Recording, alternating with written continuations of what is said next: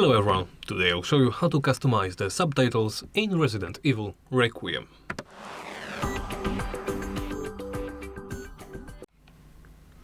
Let's start off by opening the options menu.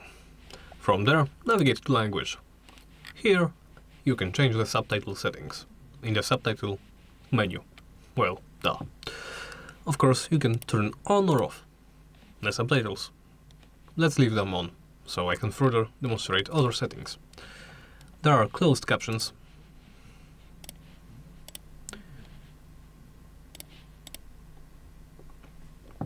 Those can be useful for people that are hard of hearing or simply want additional information about what's going on around them.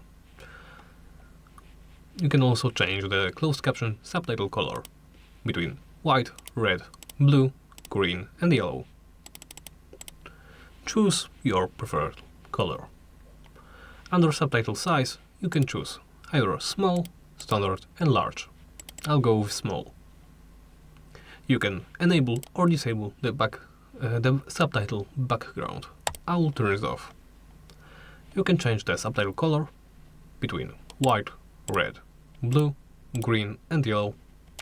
I'll stick with white. You can enable the speaker name display, so you know who is talking.